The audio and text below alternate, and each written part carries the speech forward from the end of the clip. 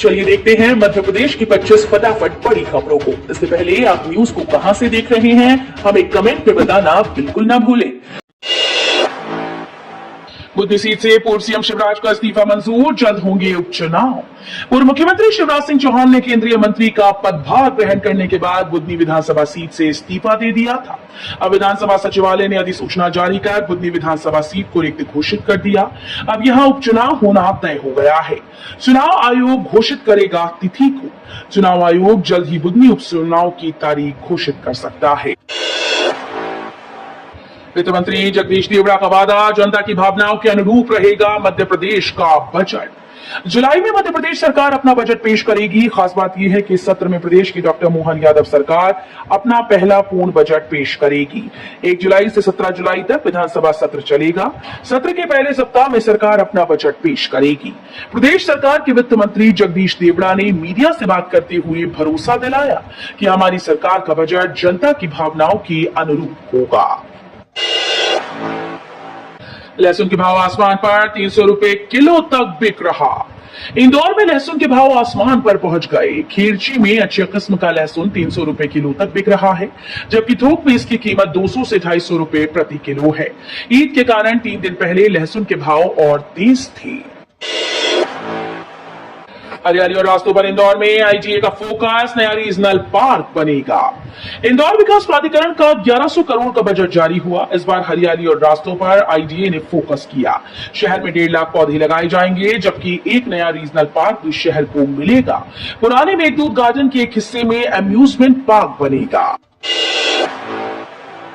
कांग्रेस के प्रत्याशी होंगे धीरन शाह इनवाती, कल जीतू पटवारी भरवाएंगे नामांकन। छिंदवाड़ा के अमरवाड़ा विधानसभा उपचुनाव के लिए कांग्रेस ने प्रत्याशी तय कर दिया है। धीरन शाह इनवाती को उम्मीदवार घोषित किया है। बता दें कि उनका मुकाबला कमलेश शाह से होगा। कमलेश भाजपा के प्रत्याशी हैं। प्रदेश कांग्रेस अध्यक्ष जीतू पटवारी आज गुरुवार को दोपहर 12 बजे कांग्रेस प्रत्याशी इनवाती का नामांकन दाखिल करेंगे। मदरसों में राष्ट्रगान और ध्वजारोहण अनिवार्य, पर स्कूली शिक्षा मंत्री बोली इसकी जरूरत नहीं। मध्य प्रदेश में स्कूल चले हम अभियान के शुभारंभ अवसर पर जनजातीय कार्य मंत्री विजय शाह ने मदरसों समेत निजी स्कूल में 1ली से 12वीं कक्षा तक राष्ट्रगान और ध्वजारोहण अनिवार्य करने की मांग की थी। इस पर स्कूली शिक्षा मंत्री राव उदय प्रताप ने कहा कि किसी स्कूल या किसी शिक्षण संस्थान में राष्ट्रगान या झंडा वंदन होने से कोई नहीं रोकता, ये प्रार्थना में होता है। 51 लाख पौधे लगाने के लिए 20 करोड़ रुपए का बजट। इंदौर में भाजपा सरकार और प्रशासन 51 लाख पौधे लगाने की मुहिम चला रहा है। सीएम मोहन यादव ने इसके लिए 20 करोड़ रुपए का बजट देने की बात कही। अब कांग्रेस ने कहा कि भाजपा के अन्य घोटालों की तरह ये इंदौर प्लांटेशन भी एक बड़ा घोटाला होगा। कांग्रेस का आरोप है कि यह फंड भी इंदौर नगर निगम के अन्य भ्रष्टाचार की तरह घोटाले की भेंट चढ़ जाएगा। बिना परमिशन के पेड़ काटने पर होगी कार्रवाई। इंदौर शहर में पेड़ों की सुरक्षा को लेकर इंदौर नगर निगम नया आदेश लागू करने वाला है। अभी तक पेड़ों की कटाई के लिए नगर निगम में 1000 रुपए की रसीद कटवाकर परमिशन ली जाती थी, अब उसे 10 गुना कर दिया गया। साथ ही बिना अनुमति पेड़ काटने पर स्पॉट फाइन के अलावा FIR दर्ज की जाएगी। इंदौर, भोपाल, ग्वालियर एयरपोर्ट सहित देश के 50 एयरपोर्ट को बम से उड़ाने की मिली धमकी। इंदौर के देवी अहिल्याबाई एयरपोर्ट सहित भोपाल, जबलपुर सहित देश के 50 एयरपोर्ट को बम से उड़ाने की धमकी ईमेल के माध्यम से इंदौर एयरपोर्ट अथॉरिटी को मिली। धमकी मिलने के बाद इंदौर एयरपोर्ट पर सुरक्षा बढ़ा दी गई। इसमें मध्य प्रदेश के इंदौर, भोपाल, ग्वालियर, जबलपुर शहरों की एयरपोर्ट को बम से उड़ाने की धमकी दी गई। कर्ज में डूबी एमपी सरकार, अब करोड़ों खर्च कर चमकाएगी मंत्रियों के बंगले। मध्य प्रदेश सरकार एक तरफ जहां कर्ज के बोझ तले दबी है, तो वहीं मंत्रियों के बंगलों को चमकाने के लिए सरकार ने तैयारी कर ली। इसके लिए बाकायदा बजट भी पास हो गया। मध्य प्रदेश के कई ऐसे मंत्री हैं जिनके बंगले को चमकाया जाएगा। ये बात अलग है कि मध्य प्रदेश पर 3.5 लाख करोड़ से ज्यादा का कर्ज है। उसके बावजूद अब कहा जा रहा है कि करोड़ों रुपए की लागत से बंगले चमकाए जाएंगे। आकाशीय बिजली से नागरिकों के निधन पर मुख्यमंत्री ने जताया शोक, मुआवजे का किया ऐलान। ग्वालियर जिले के भितरवार विकासखंड के ग्राम पंचायत करहिया में आकाशीय बिजली गिरने से 4 नागरिकों की असामयिक निधन पर मुख्यमंत्री डॉक्टर मोहन यादव ने शोक व्यक्त किया। मुख्यमंत्री ने बाबा महाकाल से मृतकों की आत्मा को शांति और शोकाकुल स्वजनों को ये दुख सहन करने की शक्ति प्रदान करने की प्रार्थना की। मुख्यमंत्री ने जिला प्रशासन को मृतकों के स्वजनों को 4-4 लाख रुपए की आर्थिक सहायता और घायल का समुचित उपचार करने के निर्देश दिए। 2000 करोड़ खर्च फिर भी झुग्गी मुक्त नहीं हो सका भोपाल शहर। प्रदेश की राजधानी को झुग्गी मुक्त बनाने के लिए नगर निगम जिला प्रशासन द्वारा बीते 1 दशक से लगातार प्रयास किए जा रहे हैं, लेकिन सफलता नहीं मिल पाई। दरअसल झुग्गी बस्ती के रहवासियों को मकान तो मिल जाते हैं, पर वो अपना पुराना कब्जा नहीं छोड़ते। इस वजह से झुग्गी बस्ती खत्म होने की बजाय तेजी से बढ़ती जा रही है। मध्याह्न भोजन के बाद बच्चे करेंगे दांत साफ। देश में सबसे पहले हरदा में शुरू होगा कार्यक्रम। हरदा जिले के सरकारी स्कूल्स में 5 से 10 वर्ष की आयु के बच्चों में दांत साफ करने की आदत डालने के उद्देश्य से टूथ ब्रशिंग पर्यवेक्षण कार्यक्रम शुरू किया जा रहा है। राष्ट्रीय स्वास्थ्य मिशन के तहत इस कार्यक्रम के लिए देश में सर्वप्रथम हरदा जिले का चयन किया गया।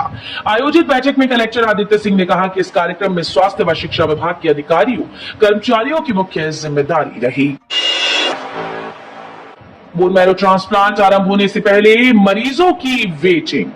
जबलपुर के नेताजी सुभाष चंद्र बोस मेडिकल कॉलेज में समय पर यूनिट आरंभ न होने से कई बच्चों की स्टेम सेल थेरेपी की सही उम्र निकल रही है। बोन मैरो ट्रांसप्लांट की सुविधा से सिकल सेल की तरह आनुवांशिक विकार, थैलेसीमिया एवं एप्लास्टिक एनीमिया पीड़ितों को भी राहत पहुंचेगी। एमपी स्टेट कराटे चैंपियनशिप में कटनी ने मारी बाजी। 15 खिलाड़ियों ने जीते 27 मेडल। जिले के 14 प्रतिभाशाली युवाओं ने कटनी के नाम का झंडा प्रदेश भर में गाड़ते हुए 27 मेडल हासिल किए, जिनका सम्मान नगर निगम अध्यक्ष मनीष पाठक ने करते हुए उन्हें सर्टिफिकेट और मेडल भेंट किए। वहीं कराटे एसोसिएशन के उपाध्यक्ष अमित सिंघड़ी के द्वारा लोअर किट भी प्रदान की गई। शराब कंपनी मनमोहन सरकार का बड़ा action, licence cancel. Madhya Pradesh की मोहन सरकार ने शराब कंपनी सोम डिस्टिलरी पर बड़ा एक्शन लेते हुए कंपनी का लाइसेंस कैंसिल कर दिया। बुधवार को आबकारी विभाग के द्वारा कंपनी का लाइसेंस निरस्त करने का आदेश जारी किया गया। बता दें कि रायसेन जिले के सेहतगंज में स्थित सोम डिस्टिलरी में बीते दिनों काम करते हुए कई नाबालिग बच्चों को छुड़ाया गया था। रेलवे ट्रैक पर चलेगा काम, रेलवे ने कैंसिल कर दी कई ट्रेन। आने वाले दिनों में अगर आप ट्रेन से सफर करने की प्लानिंग कर रही हैं, तो यह खबर आपके लिए काम की हो सकती है। जी हां, रेल लाइन दोहरीकरण कार्य के चलते भोपाल मंडल से गुजरने वाली 4 यात्री गाड़ियों को निरस्त व 2 के मार्ग परिवर्तित किए गए, जिसमें झांसी पुणे, जबलपुर पुणे, पुणे जबलपुर शामिल हैं। साथ ही कई ट्रेन का रूट डायवर्जन भी किया गया। कनाडा को भारत ने दिया मुंहतोड़ जवाब। खालिस्तानी आतंकी निज्जर के लिए कनाडाई संसद में मौन रखे जाने के बाद भारतीय महावाणिज्य दूत ने एयर इंडिया की उड़ान 182 को बम से उड़ाने की घटना याद दिलाते हुए एक्स पर लिखा कि भारत आतंकवाद के खिलाफ लड़ाई में सबसे आगे है। इस वैश्विक खतरे से निपटने के लिए सभी देशों के साथ मिलकर काम कर रहा है। 1985 में बम से उड़ाए गए इस विमान में 86 बच्चों सहित 329 लोगों की मौत हुई थी, जिसमें 280 भारतीय मूल के कनाडाई थे। ताज बना सरताज, पूरी दुनिया में number 1। Valuation consultancy brand finance ने भारतीय होटल ब्रांड ताज को दुनिया का सबसे स्ट्रॉन्ग होटल ब्रांड चुना है। लिस्ट में दूसरे से 5वें नंबर तक अमेरिका के होटल्स हैं। इसके बाद 6, 7वें नंबर पर चीन के होटल, 8वें नंबर पर अमेरिका का हिल्टन, 9वें पर हांगकांग का शंग्री ला, जबकि 10वें नंबर पर स्वीडन का स्कैंडिक होटल है। एआई मॉडल्स ब्यूटी कॉन्टेस्ट के टॉप 10 में भारत की एआई ज़ारा। दुनिया में पहली बार एआई ब्यूटी पेजेंट होने जा रहा है। इस कॉन्टेस्ट को ब्रिटेन की Fanvue company world AI creator awards के साथ मिलकर आयोजित कर रही है। पहले चरण में 1500 पार्टिसिपेंट्स के बीच टॉप 10 एआई मॉडल्स का चयन किया गया। टॉप 10 में भारत की एआई मॉडल ज़ारा शतावरी भी शामिल हैं।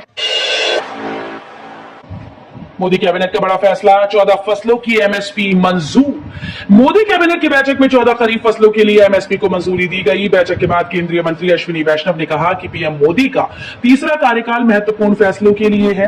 किसानों पर फोकस रहेगा। सरकार का लक्ष्य दलहन में देश को आत्मनिर्भर बनाना है।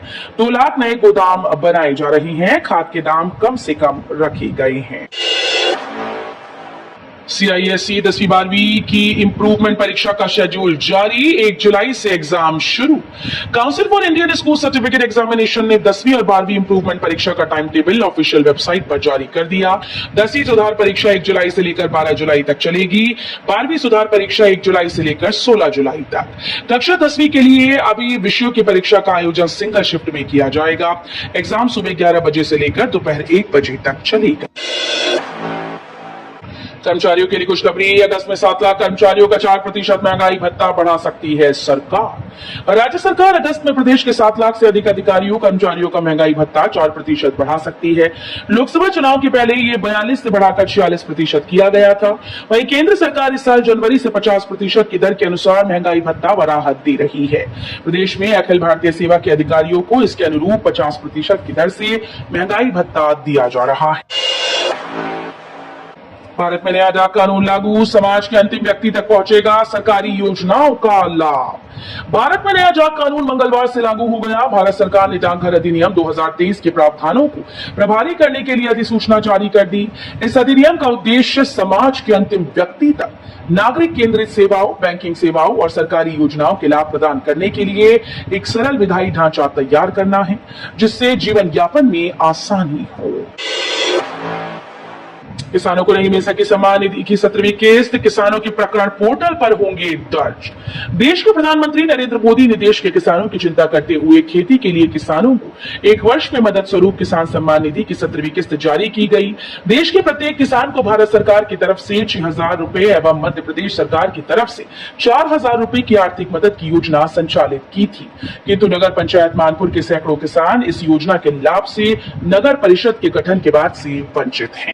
तो ये थी आज की 25 फटाफट बड़ी खबरें। अगर आपको न्यूज पसंद आई हो तो वीडियो को लाइक और शेयर जरूर करें। धन्यवाद।